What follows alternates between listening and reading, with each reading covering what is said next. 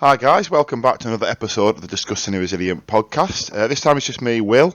Another episode of Poxwalker Plague Me. So we took a big break in the series and sort of revitalised it, kind of as a 2024 recap, and it seemed quite popular. A lot of people, obviously, who've sort of joined the channel since I'd sort of stopped the season up. Paused the series, seemed to be discovered for the first time, and were sort of confused when I was referencing previous episodes that they weren't aware of. So if you are new to this, feel free to go back and look through our archive to discover more. So in this episode, I'm going to be looking at sort of or recapping my performance at Manchester GT. Me and Aidan were both in attendance, sort of quite dramatically different results, to be honest. Aidan went 5-0 was in the top 10 of the tournament, which had 300 plus players. So congratulations, Aidan. And he did a live stream as well. So the people who want to go and find out more about his game, he's running the Plaguestone build with all the holes, loads to shoot in. So if people want to go deep dive and learn more about that, there's also a video up on our YouTube channel with more info on that, basically.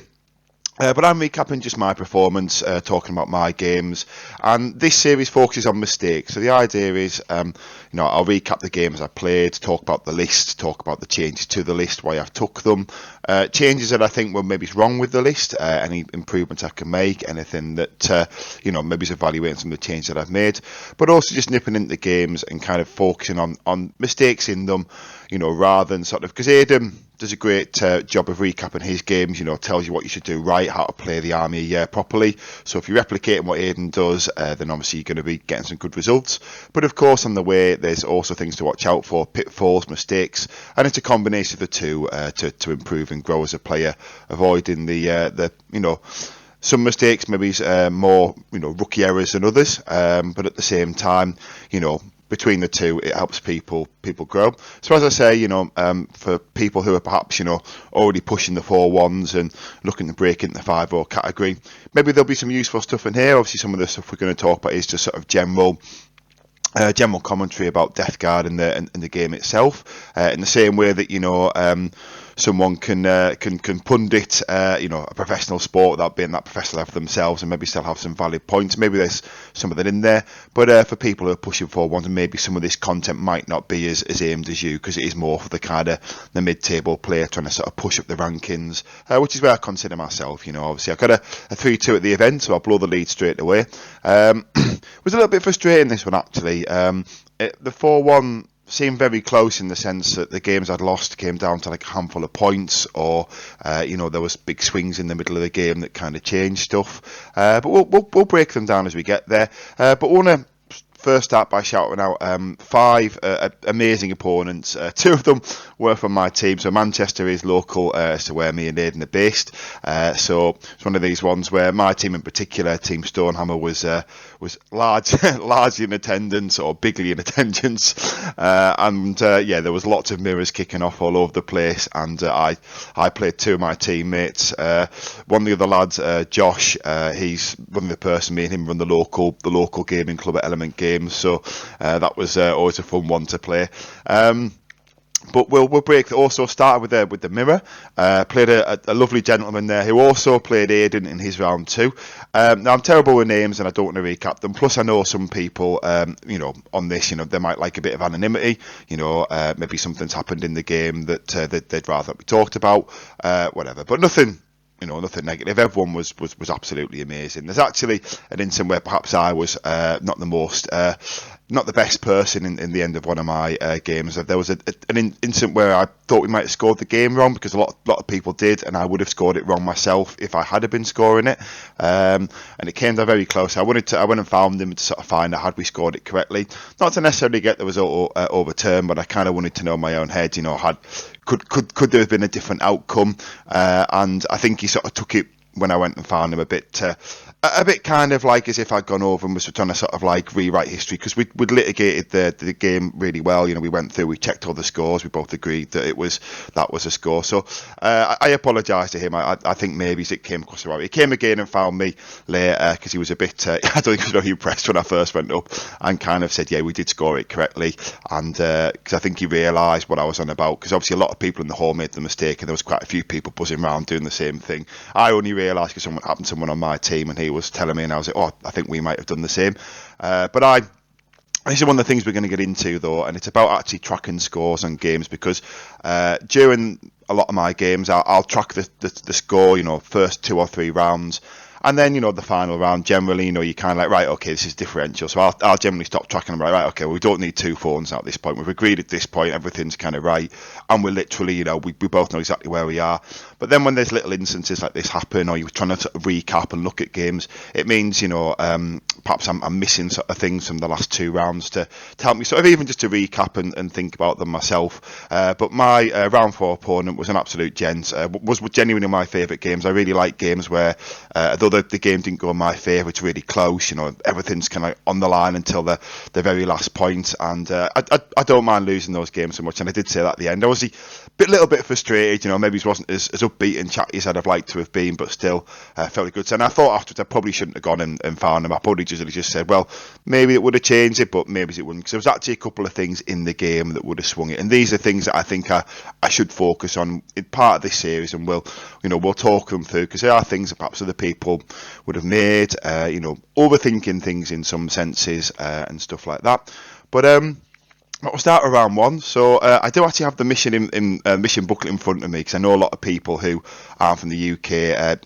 People who play competitively in the UK probably don't need much of a breakdown as to what the UK TC missions are, because they're quite widely used, and a lot of other events also adopt their packs and terrain set, because it's publicly available online. It kind of saves the TOs a lot of hassle and effort to do packs themselves. So the mission is round 1, sweeping engagement deployment, terraform, and swift action. Terraform is obviously a bit of a nightmare mission sometimes. It's, all the actions in the middle. You do score your home field, of course, which is important to remember, but it's one of these ones also where you can dump a lot of points at the end of the game. So going second in this one is actually quite big, and that kind of was partly where I came across with this one. There was points in the game where it looked, I think, sort of part way through, I think me and my opponent both thought it was very much looked like it was landsliding in my favour, and then with it being a Death Guard mirror, me not taking Typhus came to slap me in the face. So I think, in that sense, it was quite poetic justice as a Death Guard player who didn't take Typhus or Mortarion. I think the dice gods were looking down and being like, "Hang on, lads, he hasn't done this properly. You've got to have Typhus if you're a Death Guard player or Mortarion." So that lad's gone, no, we're going to sort this out. And Typhus just went ham, started spamming out 5 and 6 mortal wounds for fun, and and that kind of swung the game. But I'll run through my list before we go too deep into the individual ones. And like I say, I'll try and keep this kind of quite focused. I know the last one got a bit rambly, because as I say, I was kind of freestyling, recapping a full year in my my own sort of development, rather than sort of focusing on games. So this one should be a lot more structured, just through the general nature of it. And also the event was sorry, pardon me. The event was only yesterday. This is Monday, the 3rd of March. I'm recording this. Like I said, kind of inspired to do it quickly because I saw Aidan do his live one, and I thought, oh, do you know what? I'm gonna get out of the way, because otherwise, the longer it goes, the easier it is to forget things as well. So my list, so I made some changes from the list I talked about at the end of the last episode. The reason was I played some test games, and that list I talked about that I'd previously done well with at the start of the last season. A lot of things have changed within the UK TC terrain that kind of invalidate some of those list choices. I realised when I kind of tried to put it on the table.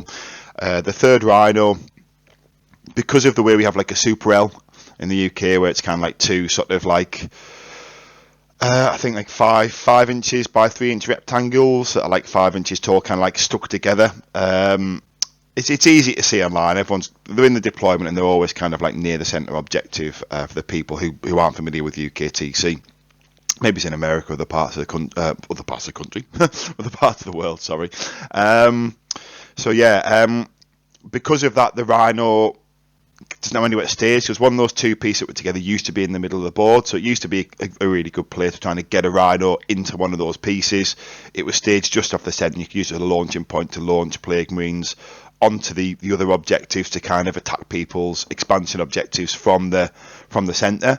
But they've kind of moved them now to sort of give you more cover in your deployment zone. They've got like some strips in the middle that are line of sight blocking, but they're always kind of angled in a way where generally it's very hard to hide a rhino from everything. And rhinos, the whole point of a rhino, of course, is when it gets out, normally the contents can kind of get out in cover. But again, because of the way the middle of the board is, it's actually quite hard to stage a rhino, have it killed, and the guys get out and not to be picked up and shoot him. I mean, obviously it's possible, but it's much harder than it used to be in the previous mission pack for this event. So through doing that, I'd realised a couple of things. I had a couple of options. One was to so this is talking about Plague Marines. So there was originally 30 Plague Marines, 4 units of 5, 1 unit of 10. The 1 unit of 10 still stays, and the 2 units of 5 I've cut to the 4 units of 5. 4 units of 5, I've got to 2 units of 5. The reason being, and again, this is part of the series and sort of noticing things as players. The reason being that the Rhino just felt unneeded. It's just taking an extra amount of points. You need the Rhino to keep them safe because Indirect is back, as we'll talk about when I get into this sort of first game. Because again, in the mirror, he did bring PBCs. And basically, it's quite hard to have the Rhino. You can stage right up against the wall even without it, so you don't really need the extra movements. So it's not really gaining anything other than just being like a shield from Indirect. A squad of 10 Poxwalkers, sorry, 20 Poxwalkers, God, I need to get my numbers right in this one. 20 Poxwalkers does a similar job, because the idea of the Plague Marines is it's 2 units of 5 and they basically just deny 2 turns of primary.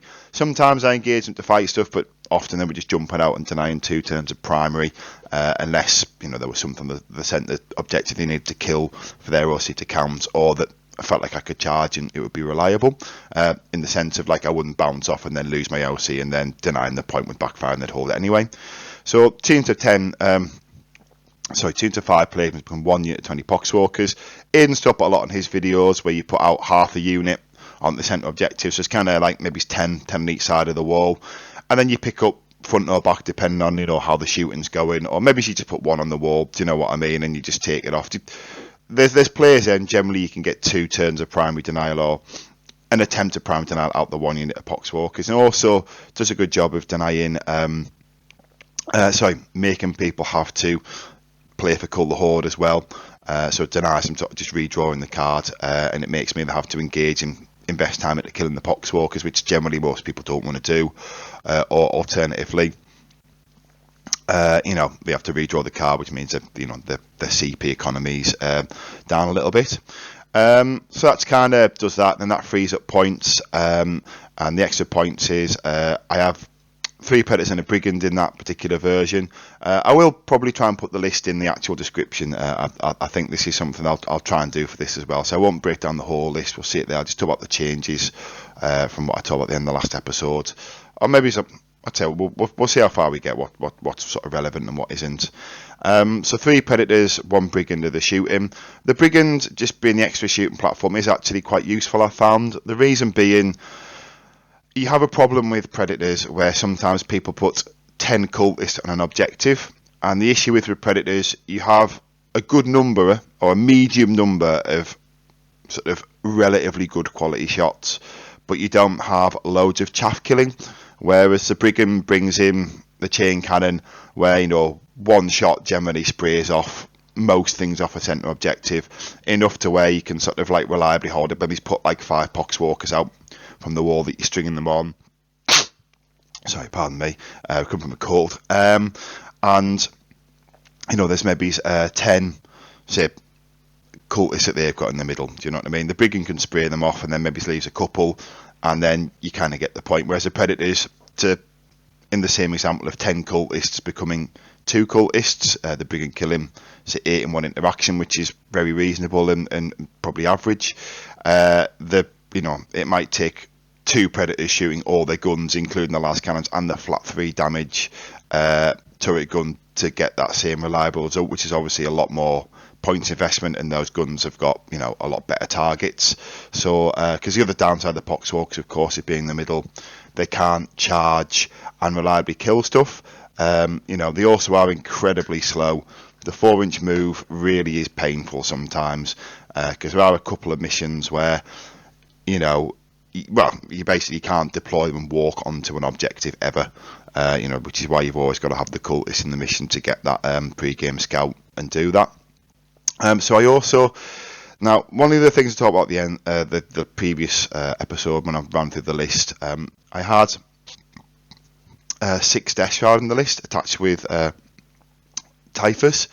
Now, we played some practice games before, and I would have liked more practice games, but something happened in one of my practice games because we arranged a practice day with uneven numbers, and I live very locally to where we did it, so I decided, well, okay, I'll just go home. We actually went and played football, and then sort of came back to play the afternoon game. So one of the practice games I had, I wanted to try something, and that was splitting up the 6 Death Shroud into 2 3s, and then sort of keeping Typhus. I kept finding I really wanted Nurglings to stop armies with Scout.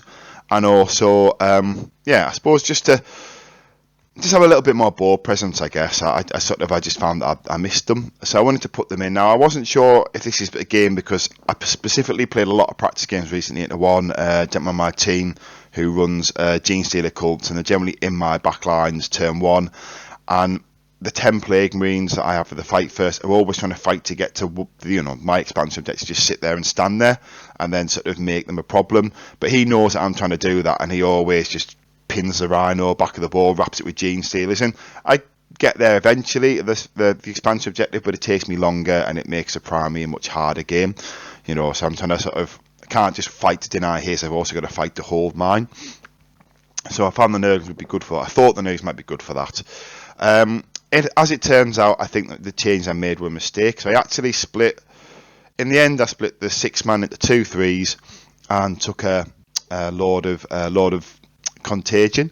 Give him the full reroll to give 1 3 a full reroll to him. The reason I did this was because I still wanted something in the middle to sort of threaten and stand behind the Poxwalkers and sort of be a charge set into the centre of the board, which is what I've been kind of doing with the 6-man. Because I found the 6-man just don't make their points back when you have Typhus attached. I just find that there's very little that they kill that's on the centre objective that is their same points, and as soon as they come out in the open, at the moment it just seems that the game's particularly killy, very particularly hostile to that big bricky unit. So I thought splitting up a bit, might be better, because a lot of the things that the 6-man kills, with the exception of big targets or like infantry stuff, 3-man seems to do nearly kill it just as much, if that makes sense. If you think you're playing someone who's also got like an infantry army, say playing Blood Angel and they've got Sanguinary Guard, say a unit of 3 to make it, quite safe on the math.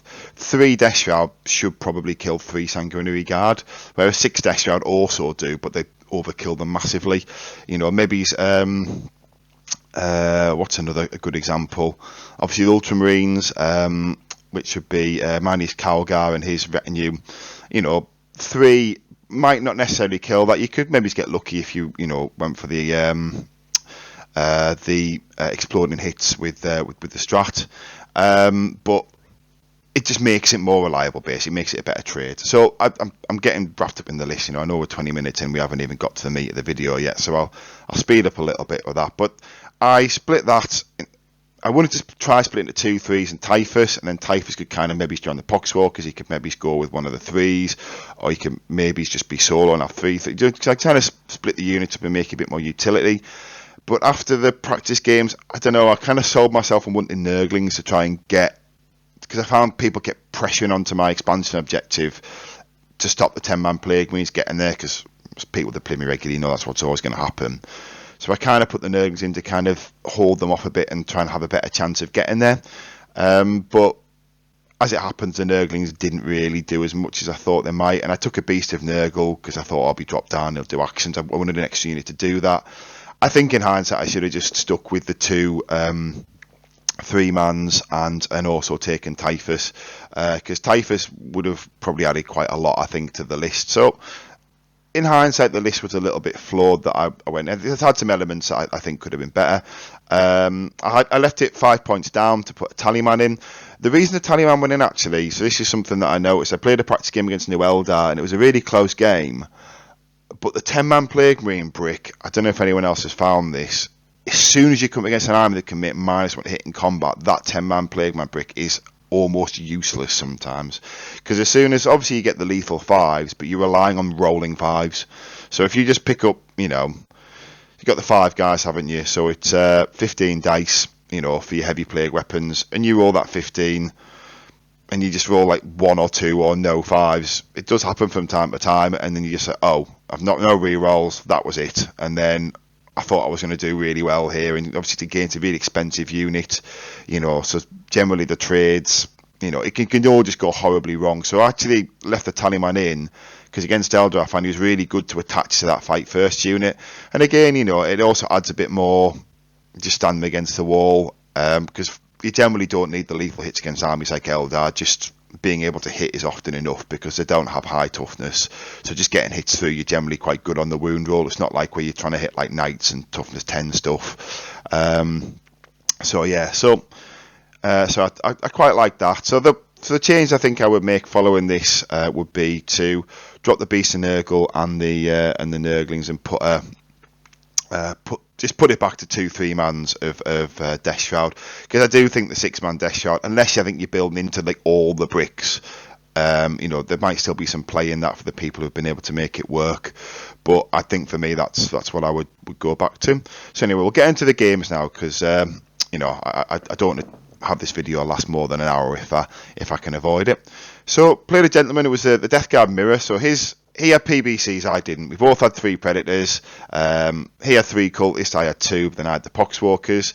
He had a 7-man Plague Marine squad with Fight First. They didn't have a Rhino, which I thought was a decision that was maybe a Rhino on that list would have been good. He had 2 Lord of Contagions, Sorcerer and Typhus. And there was a mistake that I think I made here. Now, my list had a lot more speed and a lot more OC, and I didn't really make use of that very well, to be honest. Now, going there, I got a list with Andy Curious Cohen, the now well-known Necron player from sort of Top 8 Cut, UK TC and other events.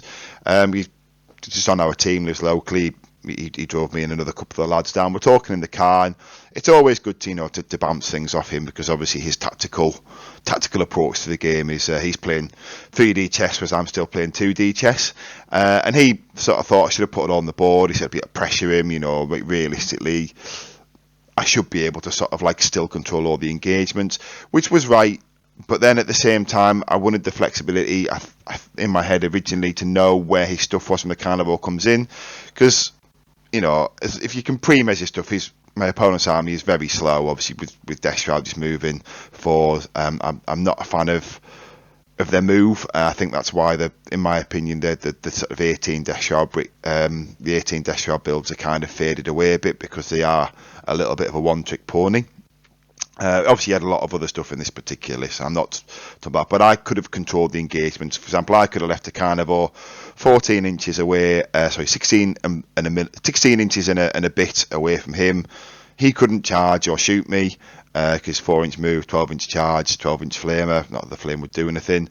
And then I could move my 14 towards him, assuming there was no terrain in the way, and then have an unfailable charge.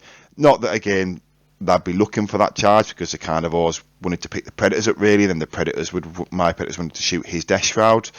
But anyway, so we started the game, and I put everything on the board. I think even the Beast of Nurgle actually I put on the board. The reason being that I put the Beast of Nurgle on the board was because he didn't have more than 4 OC in any of his units, and I thought, well, if I can get a Rhino and a Beast and Nurgle on my expansion objective, because annoyingly this mission, because you had the 3 PBCs, I couldn't get the 10 Plague Marines out early doors. I had to deal with the PBCs first.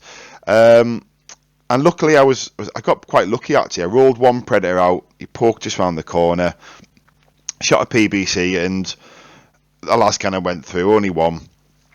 I rolled a 6 on the damage. I think I might have also got turret gun shot 2 actually. There was 1 PBC, I think it was left on 3 wounds, and it was particularly sort of fragile, basically. It was one of these kind of unexpected, whoa, those weren't average dice kind of moments. But so I kind of I did that, and then it kind of felt good. The following turn I pushed the carnivore out. I stopped it to the point where he couldn't charge it, and I thought, whatever happens here, I'm going to get the PBCs.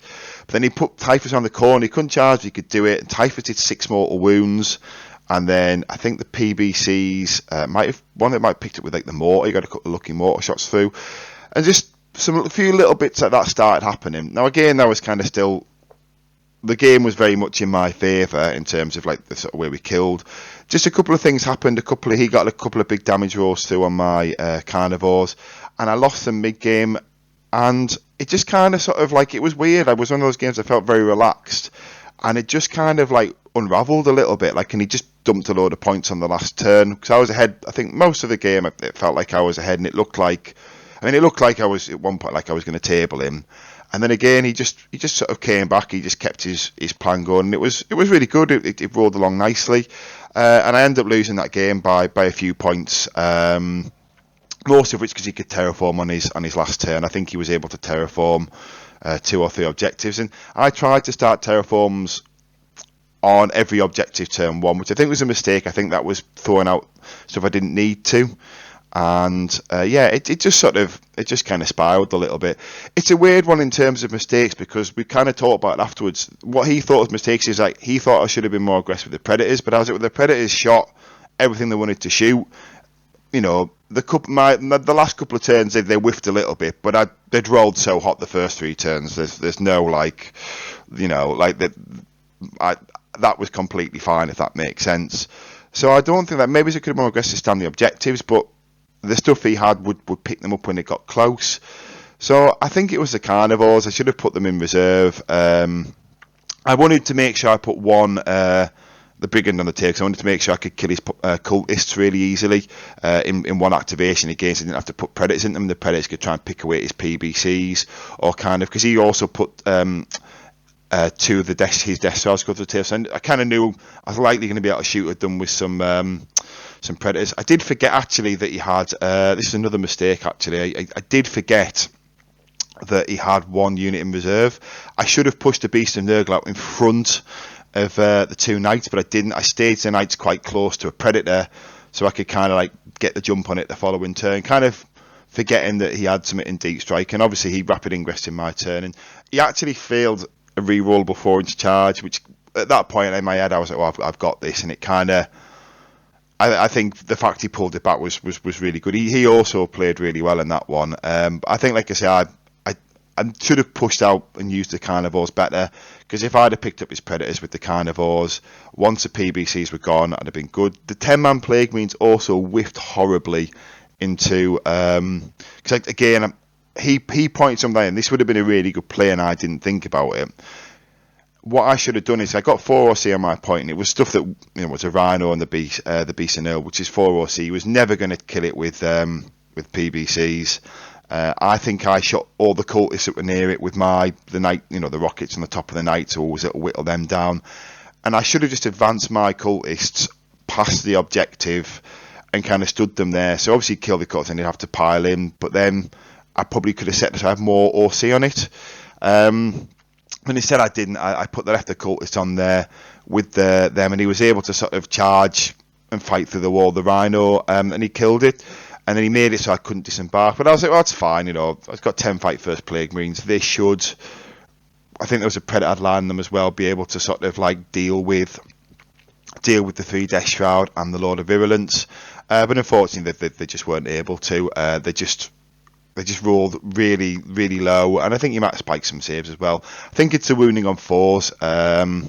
You know, -1 to wound if your strength is higher, so obviously strength 8 on the plague. But I suppose that's his -1 toughness as well. So anyway, I was winning on 4s with the heavy plague weapons, and basically, so I was able to hit him with all the combat weapons, all 3 of the heavy plague weapons, so all 5 heavy plague weapons, all 3 of the bubonic weapons, and I think he was left with the character and a Death Shroud on 2 wounds. So it was a bit annoying that, and then he picked up a lot of the squad, and because of the way I'd done it, I put the combat guys out in front of the objective.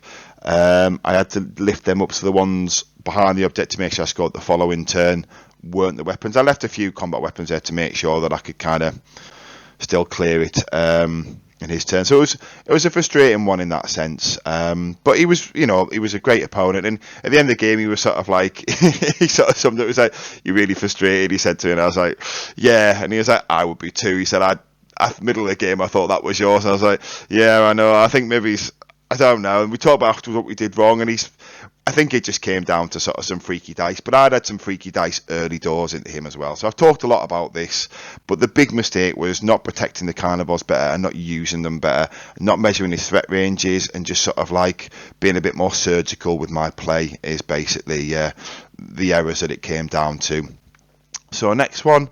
I won't talk too much about this next one because I played a guy on my team, Andy Bradbury. He's called. He's a lovely guy, and he was he plays Votann, and it was the. So I'll read out the missions again. It's probably the best way to do it. So it's Purge the Foe on. Sorry, probably hear the stuff right in the back. On Crucible of Battle, and it's Smoke and Mirrors is the other. The other part of that. This is a really weird one for the people who don't play in the UK or know what it is. It's quite an open middle, and there's a very small space to hide him. And on Purge the Foe, I do have a lot more killable units than he does. His army's a lot better, and his army's a lot quicker. And you can't really put the Nurglings out to stop the Scout, annoyingly, because obviously, that might just be a free kill to him. And then obviously if he gets that jump on the 4 points before you've even done the thing, because I don't have anything that can get a guaranteed kill on him turn one. If I give him that, say for example he goes, say he goes second, I go first, don't kill anything more, so I could do is charge the Nurglings in, stop the Scout. I'll pick him up and that's 4 points. So it was one of those games, but the game was quite a bit of a stalemate. I won it really because he made a bit of a mistake. So I guess this time we'll talk about that. And again, I said I wouldn't use names, but because Andy's on my team, I'm sure he won't mind. The mistake he made was he pushed into me. So I think it was turn 4. The scoreboard was like really, really close, and he had end of turn. Now I was thinking he's going to get the hold more, and that's going to be the game. So I was sort of in my head, sort of during his turn 3, working out. Well, I think it was his turn 3. Maybe it was. Oh no, it was during my turn 3. Sorry. Basically, I was working out how to push, like what I was going to do, how I was going to attack him, because I had to break his castle.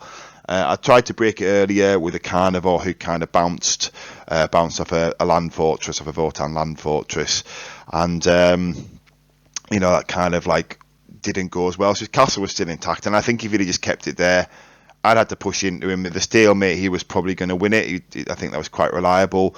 I could have gone for a risky push into him, which is what I had to do, I think, to break the stalemate. But it was probably it would have been a hard one. I'd have been relying on a lot of good dice rolls to sort of pull it off because of the way we both deployed very cagey, because it was, obviously the kill more mission, Purge the Foe. And he pushed instead. He pushed in his turn when I was expecting him not to, and that meant he came close to me. He didn't do the damage he expected, and then my slap back, I got the kill more and the hold more for the next following 2 turns, because it kind of let me activate onto the centre objective as well, because he killed a rhino that was staging there. I disembarked the plague winds inside, and it kind of unravelled because I guess he blinked in the stalemate. So it's one of these ones where I might have made some mistakes in the game as well, but because of the way it kind of unfolded, it's hard to sort of look back and sort of work out what those might have been. Because again, the things I can remember, that it's just sort of thinking, right, okay, he's pushed. Now he's kind of made my push easier, and then my push kind of came off. So that was that really. There wasn't an awful lot more to sort of say on that one. And then turn 3. Game 3, I played Josh, who's from my team. So me and Josh, as I mentioned at the start of the episode, we both run the local club at Element Games, Stoneham Thursdays. Anyone lives locally to Manchester, Stockport, starts at 6 on a Thursday. You're more than welcome to come down. It's welcome to people of all levels. Obviously, you've got people Andy Curious Cohen and a few of the other lads on our team smashing 4-1s and pushing the 5-0s at the moment, but you also have loads of casual guys who just want to play games with beautifully painted armies and, almost narrative style, everyone's welcome. But mission 3 is Search and Destroy. And like I say, me and Josh were joking, we know each other. He runs Grey Knights, and he was running the Christmas attachment, so it's the particularly brutal Grey Knights, but they're not as tricksy. I prefer playing the more brutal one. It's the tricksy Grey Knights that I always struggle with. I feel like their mobility and chasing them around the board is much harder. They are still more mobile than Death Guard, even in the attachment he was playing, but they're less mobile, if that makes sense. But obviously, damage output is far more increased. Now, this was a weird game, to be fair. There wasn't a lot of mistakes, I don't think, from me in this one. There was a small mistake a big mistake from Josh that kind of gave me the game. But again, this was a weird one where, so breaking this down, there isn't a lot to talk about on this one, basically. So it's a one where, so mission 3 is taking hold of the hidden supplies. It's one with the centre objective doubles. Now, I went out and stickied both objectives. Now, the mistake here that Josh made, and this is something that we'll talk about. I'll also talk about mistakes I made in practice games that I didn't make in this one, but I highlight them because it's something that other people might have done. Josh forgot I'd stickied both objectives. He put models down on them, he picked them up again, and he worked about where I could shoot them, and in the end he decided to play cagey and sort of like let me have another turn. And then when we hit the score, he was like, "You sticky then, didn't you?" I was like, "Yeah." And he's like, "Oh." And then, because it was a tournament though, we're kind of like, "Well, you've had a whole turn, you've had a shooting phase, you've had a movement, like you've had like everything." Because he did have a shooting phase as well. He cleared all the cultists and stuff that I'd put towards his expansion to sort of like do an action and stop the deep strikes. Because obviously on turn 1 he gets to my turn, round 1, his turn 1 he deep strikes because he went second. So I got the 15 on that because I was thinking, well, he's going to get 15 on the end. The end of the game score on that one is huge, and then that was a 15-point deficit. Then the rest of the game unfolded where I just drew insane card combinations. It was just like I just basically, if I needed two cards, so it'd be like, I'm trying to think like some examples. Every card I needed, I got it, and he just drew really bad cards. And in the end, it was a bit of a landslide. Like, we kind of talked out the last turn because, I think going into round 5, I was more than 30 points ahead, and I was like, we'll just talk it out. We'll do it to sort of, because we know each other. And basically, that was it. So he kind of clawed it back. He got his 15 on the last turn. But because there'd been such a deficit on the cards, it didn't matter. In a way, I was quite glad that it wasn't a 15-point win to me, or the win was less than 15 points, because I'd have felt a bit bad. I'd definitely felt like I'd scammed him because of him forgetting that I'd sticky 2 objectives on turn 1. But the thing to mention here, now this is the thing that I think is important to sort of talk about, because I played this mission and denied my opponent's primary, did really well, but then sticky the objective and left people to rapid ingress in this in a practice game on this mission. I was very conscious in this one not to ever leave an option where someone could rapid ingress onto the centre objectives and take primary back to sort of like stop my denying, because you forget, because there's 2 in the middle, it is actually, you have to like push things out to screen them both, and that's something that I've fallen crop with. So I might remember to do all that this game, and I kind of made it quite hard for Josh. I mean, I played this one without many mistakes on my side, and the cards just were just, like I say, I'm trying to think of some of the examples. I mean, like getting stuff like engage and containment both at the same time. Do you know what I mean? So like, I have to go to like that board edge and that board edge, but then that also puts me in the other table quarters. So I have to leave my deployment. So it's a double score kind of thing. The one we have to like extend battle lines. I forget, I always get confused with which ones hold 2 in the middle, which ones hold you home and 1 in the middle. But I got both of them on the same turn. Do you know what I mean? It was just stuff like that where it was like, oh right, so you've just got to like, yeah, it just got a bit silly really. So that one was that one. Like I say, there's the things to avoid is making sure people don't rapid ingress on the centre objectives when you've sort of screened them out. And I also using the nerds were really good in this one actually, because I always stage a carnivore kind of in the ruin near an expansion objective, so we can kind of run onto it it's a threat for combat, but also just to take it off, because it's really hard to hold the objective being against the wall. So you generally only need 1 or 2 OC to generally flip the objectives, unless it's a fight first unit on the objective, or something that's big and tanky. But it also means there's a big firing lane from a deep taken army like Grey Knights who can drop into the corner. So I put the Nurglings there turn 1, and the Nurglings, and then the Beast and Nurgle came afterwards, stopped him from being able to shoot. So basically, I was able to keep most of my army intact. He had a go turn that sort of but I was sort of hidden away enough that he couldn't get to much. And then I didn't kill an awful lot of his army, but I scored so many points that it didn't really matter. So that one's that. So round 4. Now round 4 I made loads of mistakes in. And this is the one that I wanted to sort of focus on the most in this episode. One is the scoring at the end of the game, because I had no idea how this end of game scoring works, which is where I think I might have annoyed my opponent a bit, because we scored the end of the game, and then another person on my team, actually he played the same person I played in round 2, and they'd realised afterwards, and my person on my team were going to find the talk about it, and they'd actually flipped from a win to a loss. Now I wasn't looking to flip from a win to a loss, if I'm to be totally honest. I was kind of curious to know if we'd done it, because in my head, because obviously I do these podcasts, I would have been great if I could have been, well, I went 3-2, but actually it would have been a 4-1, you know what I mean? That's kind of what I was hoping for, if I'm to be totally honest. But then actually, if we had scored it wrong, which I don't think we did, I'm pretty sure we didn't, in fact, it would have been a 4-point deficit, so it would have actually gone from him winning by 2 points to me losing, so him losing by 2 points, and then at that point I might have been, oh, well, should we call it a draw?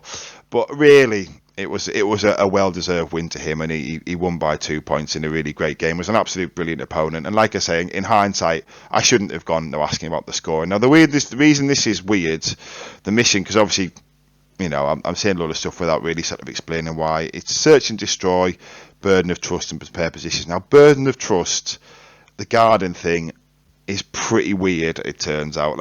I'm sure there'll be loads of people listening to this who'll be like, what's he talking about? It's all obvious, and you've been playing it right all along. But going around the event and how many people just didn't realise, and in the lunch break, or everyone was like, it all came from one person on our team kind of getting corrected, and everyone was like, basically everyone was positive scored it wrong. Even the people who were got good results, and people who I consider top table players, not mentioning a few names. So it was one of these things where it was almost comical. But yeah, so basically, because you start to guard in your turn, I think you can only guard from turn 2 onwards, but then it's scored at the end of your opponent's turn. But the issue is, so if you go second in turn 5, you can start it, but your opponent have a turn, you don't score it, and there's no written ruling saying it scores at the end of the game.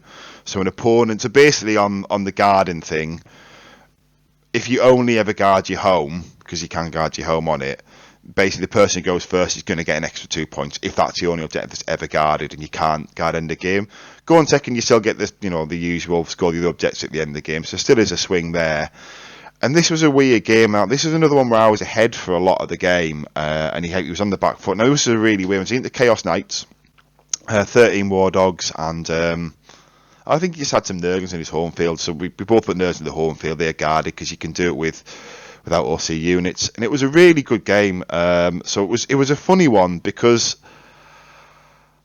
I knew going into it, I played Chaos Knights before. I've been, obviously, people called War Dog Will for a reason. How hard it can be for Death Guard, because they've got so much speed. Our anti-tank is reasonable, but it's not always reliable. And that mission it's a very stat-checky army. It's a game of attrition. Normally, Knights run up the scoreboard early, and then it goes away at the end. But I do have a lot of OC in this list, especially with me having the Knights, the Plague Marines, the Poxwalkers. So I can also kind of deny the primary. So we spent all game just denying each other's primary.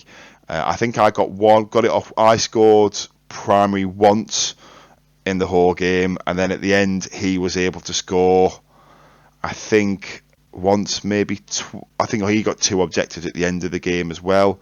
It was just one of these really close games. Basically, no one scored any primary hard. It was a lot of the points came from guarding, and I actually thought he scored the guard at the end, because again, so this is the thing that to look at now. Again, I talked about this on the phone. I told at the start, tracking it. I wished I'd tracked it all the way at the end, because if I had tracked it all the way at the end and would have talked about it afterwards on the lunch break, and someone had said, "Oh, do you know?" I could have just looked at my phone and been like, "Oh no, we didn't do that, mate. You sound." Do you know what I mean? And I really wished I'd done that, because then I would have definitively knew, and I wouldn't have had to go and embarrass myself speaking to an opponent about an already submitted score. So that was something that I need to sort of do, because also it kind of it keeps things sort of safe, and it's good to be able to go back, especially when I'm doing things like this. I could have gone up and opened it and talked about what secondaries we'd done and what it'd been, but I was ahead in that game because the Predators that need to do heavy lifting did the heavy lifting. They were sort of taking down Knight. One Predator would kill one Knight, and it was that kind of game where he had a really rough second turn shooting, and I mean rough, partly because my saves were great, because of the way that mission works. I knew it's an attrition mission. I thought, well, if I let him control the tempo of the game, he is going to win. There's nothing I can do here if I let him control the tempo of the game. It's going to be really aggressive. I'm going to have to go in for 9-inch charges from deep strike. I'm just going to have to push him. And I did all this. As it turned out, I set up a 9-inch charge my turn 2 with the Death Shroud unit that started in reserve. And, they failed the charge. Is shock horror. Who would have guessed?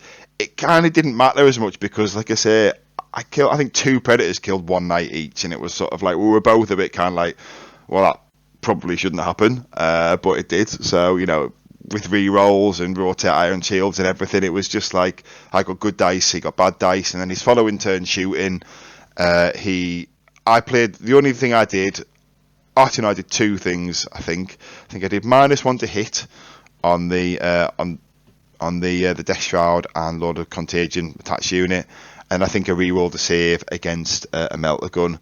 And no word of a lie, this is God's honest truth, 3 Brigands and 1, I forget what the Chaos Knight one's called with the 2 auto cannons, but people will know. 3 Brigands and 1 of them all shot the Death Shroud across all the dice, all the saves. My dice on the saves were amazing. They did 1 wound to 1 Death Shroud. I'm not joking. 1 wound to 1 Death Shroud of all that shooting. And then at that, in the following turn, he had to focus so much in that because it was going to be a threat. A lot of my other army was left intact. And the following turn, I kind of pushed everything out. I brought my other carnivore from reserve in. It was just a 9-inch charge. I moved them. He had been smart. He had moved his Knight back, and it was also 9-inch charge. He basically looked at me and said, "If you make both these 9-inch charges now, I think I'm done." And I was like, I don't want to sort of call the game too early, but yeah, it would be rough. I made the 9-inch charge with the Death Shroud, who did kill the Knight there. Maybe the Carnivore didn't. The Carnivore wasn't lucky enough, and it got picked up by one of his Carnivores the following turn.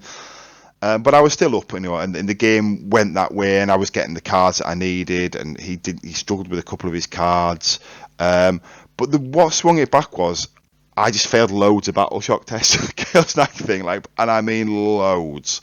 It felt like I failed every one, so I just didn't have units to do the whole primary. It was kind of, I can do this action, but then I can't hold primary, so I had to just kill him off the primary to sort of stop him scoring it, which I was able to do because again my dice were kind of singing. That game was, with the exception of, as long as it wasn't a battle shock test, generally the dice would give me what I wanted. So it was a kind of a weird one in that sense. Now the game came down to 2 points, and there's three things in this game that would have swung it. Now again, so all credit to the gentleman I played, because I had a really dithery last turn, and I think if he had a clock on, we played the game, finished, but if we'd have been strict on half and half the time, I would have clocked out, and he'd have had 5 minutes left or something, which is completely fair. I wasn't even looking at the clock, to be honest. I didn't even remember there was a clock on until he reminded me. So it was one of these things where, the reason I've said I spent loads of time dithering, trying to work out how I could deny his primary, and I just worked out if I put both rhinos, if they each rolled a 6-inch advance, that could be 4 OC on the centre objective from the 2 rhinos, and then I had 5 Plague Marines who who got out of a Rhino, sorry. They just got out. No, they hadn't got out because they got the previous turn, who had passed their Battle Shock. And so basically I could put the 5 Plague Marines, these 2 Rhinos, and he had like, I think 1 or 2 knights. He was just basically, I was hoping maybe he'd whiff or like attrition. He wouldn't be able to kill them. And I spent so long thinking about this, missing the blindingly obvious, like, so obviously I could have guarded on one of the objectives I was on with a 2 wound Lord of Contagion who had passed his Battle Shock. The Lord of Contagion could have moved around the corner. I could have pinned a knight that was behind a wall on the objective in place with a Predator. I'd already moved the second one on the point, so I'd held it with the 2 Predators and the 1 OC from that, and he wouldn't have been able to get one there.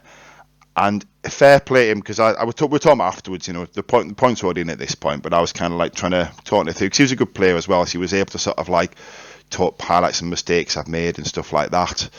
And he was like, well, he thinks he could have killed it, but I was like, well, yeah, but you're trying to kill it with only the top gun off 3 knights, which is hitting on, you know, D6 shots, hitting on 4s, wounded on 5s, and I'll have a 2+ saving sword, and you've got to get 2 wounds through.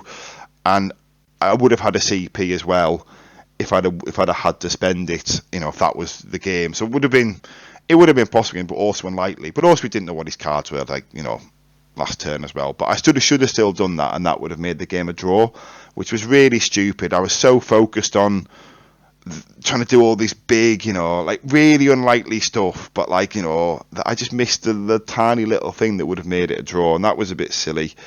Another thing was, I re-rolled. So basically, I also I had what did I have?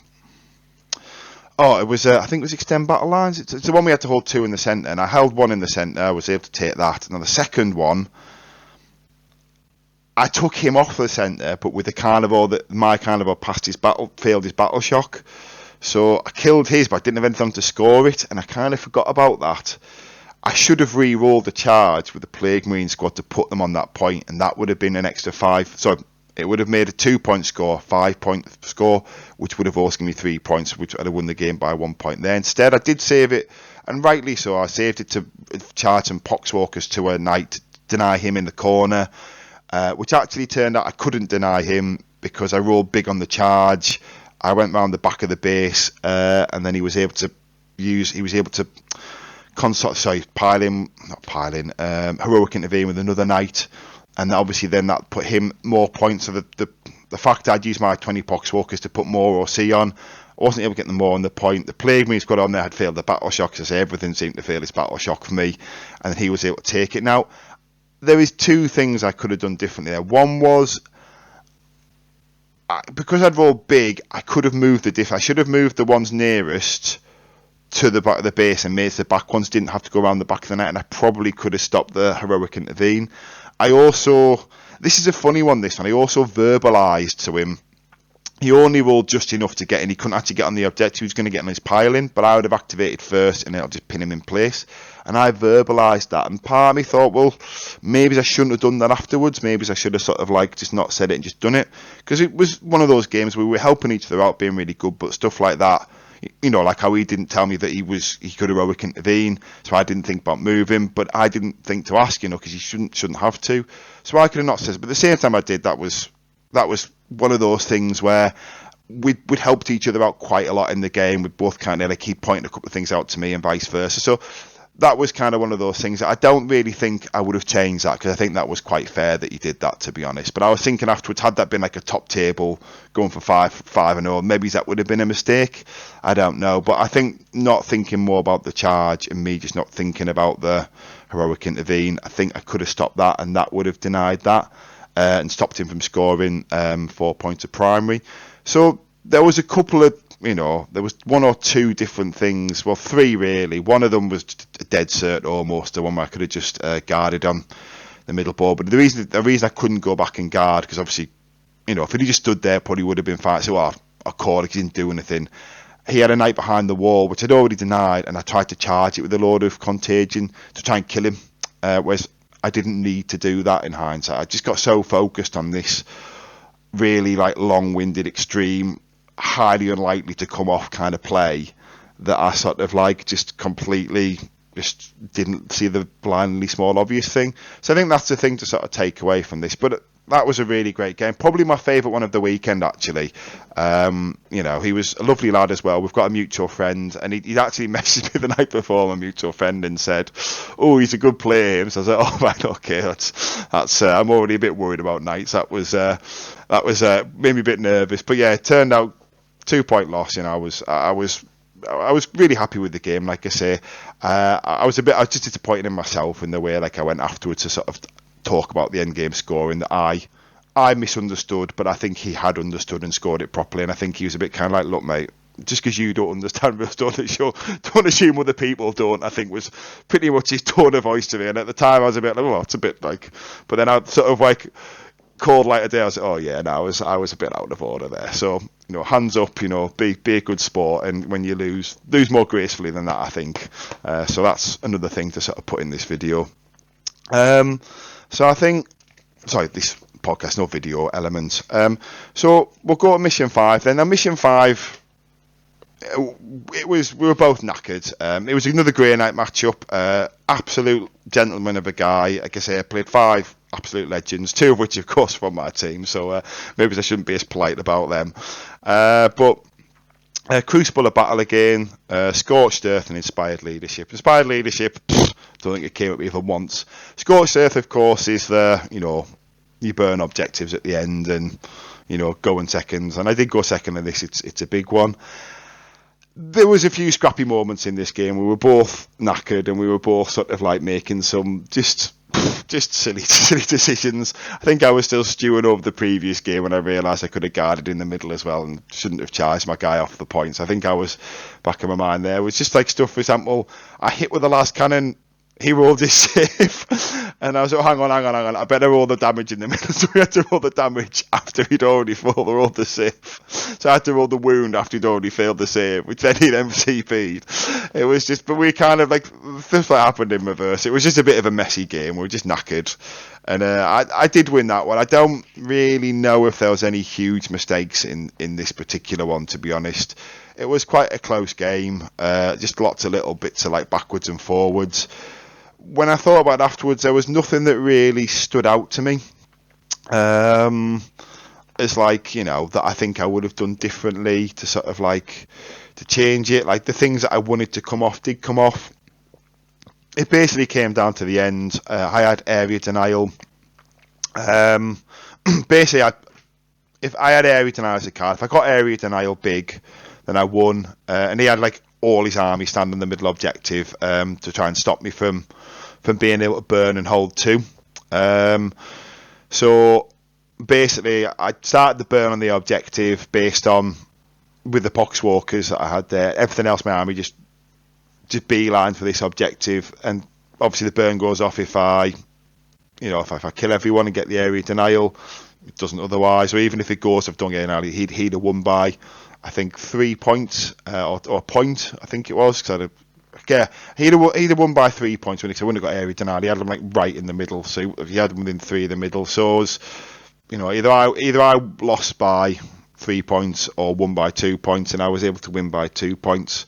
So it's like I say, maybe in hindsight, if I was to think a bit more about it, there might be some sort of stuff to take in. I think I nearly I did fall for a bait play, really. I guess that was the thing. I bought in my Death Shard a little bit too early, I think, when he also...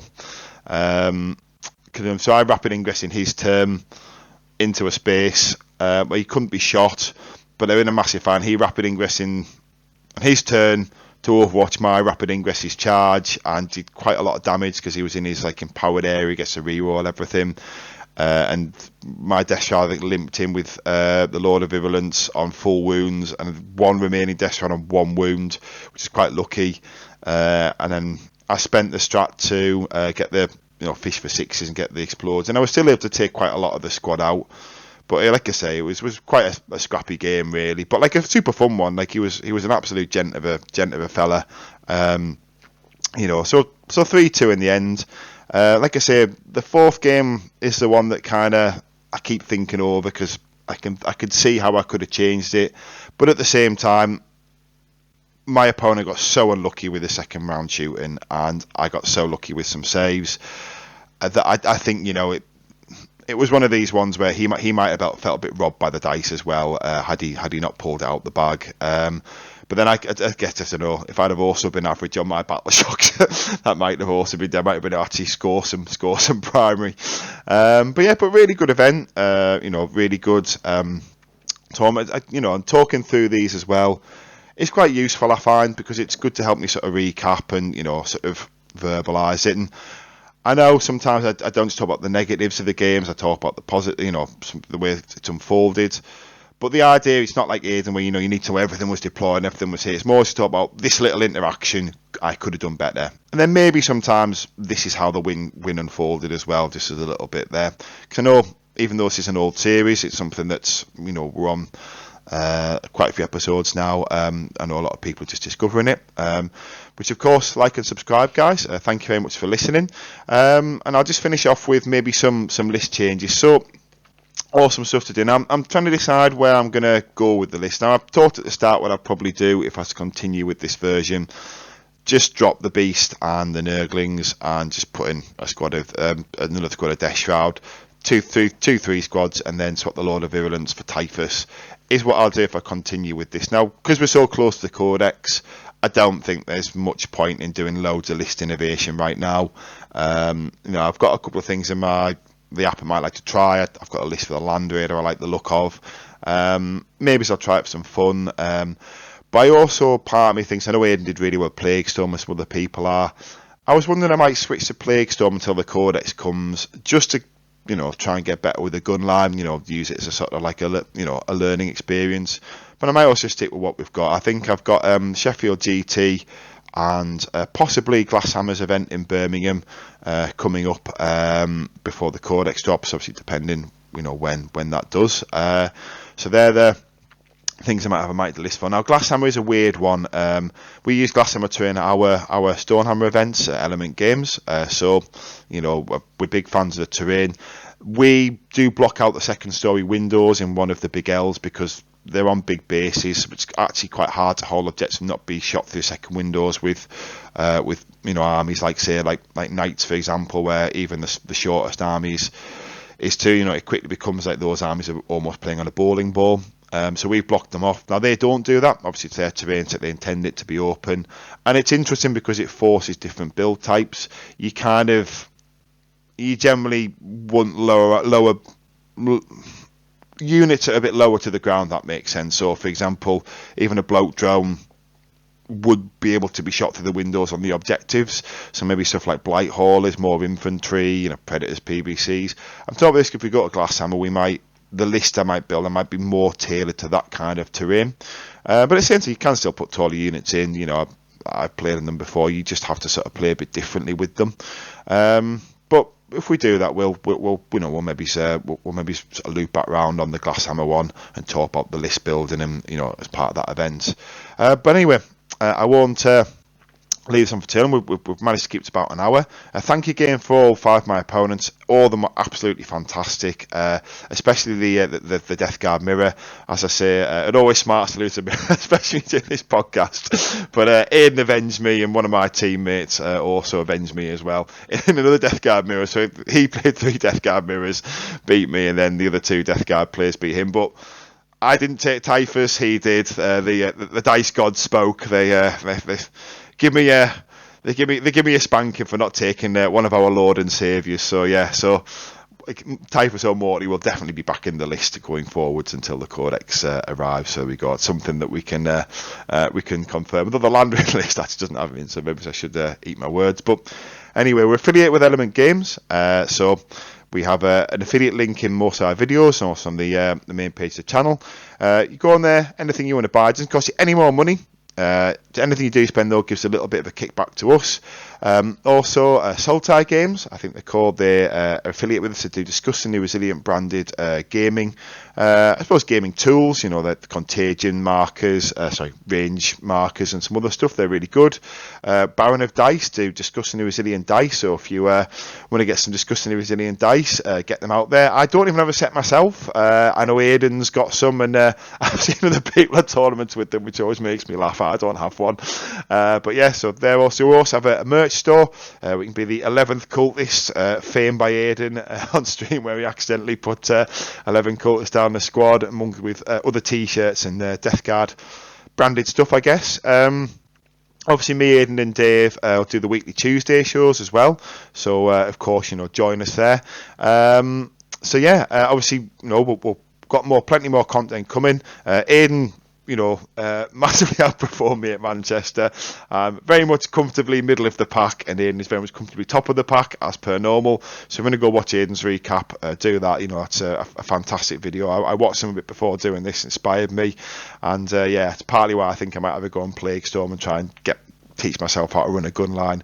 I doubt that'll be the build that comes out the new codex, but if it is, I'll be prepped if I decide to do it. But anyway, guys, stay rotten, and we'll catch you in the next one. Thanks for listening.